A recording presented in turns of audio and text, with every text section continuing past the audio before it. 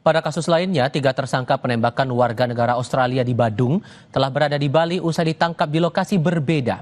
Hingga kini polisi belum mengungkap motif penembakan yang menewaskan seorang warga Australia.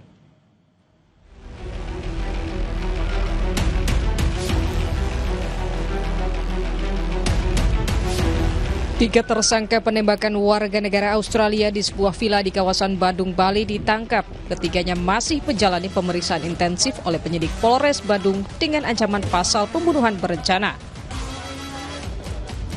Polisi melakukan pendalaman pemeriksaan untuk menyesuaikan dari keterangan tersangka dengan barang bukti.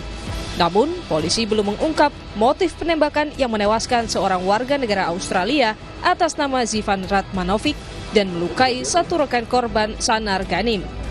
Begitu sudah ada tersangka dan dinyatakan ini sebagai sebuah kasus kriminal atau perkara yang boleh ditindaklanjuti oleh penyidik, nah itulah terjadi pemberkasan. Bisa memastikan motifnya apa seperti apa ya nanti pasti hakim yang akan menaikkan langsung gitu ya. Cuman kita, tapi tidak begitu penting dalam hal penyidikan. Nah, dalam penyidikan itu perbuatan material, formil material terpenuhi, maka cukup itu bisa dijadikan sebagai sebuah alat bukti dalam berkas pemeriksaan untuk diajukan ke kejaksaan. Sementara itu, kriminolog Universitas Indonesia Adrianus Meliala menjelaskan motif dan tujuan penting untuk diungkap kepolisian. Adrianus menilai ada modus ekonomi dalam kasus penembakan warga negara Australia di Badung, Bali.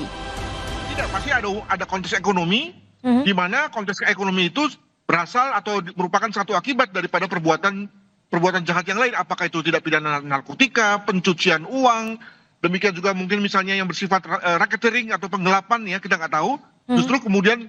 Justru dalam hal ini pasokan data dari AFP atau Polisi Federal Australia itu menjadi penting untuk kemudian kita mengestablish apa sebetulnya motif dan tujuan dari pembunuhan ini.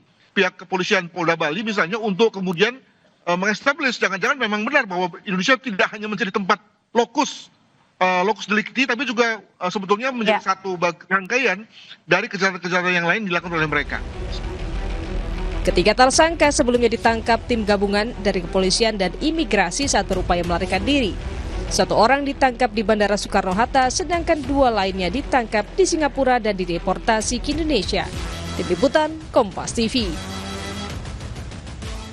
Serangan rudal Iran ke Israel terus berlanjut menyasar sejumlah target strategis di Tel Aviv. Kami diskusikan ini bersama para narasumber.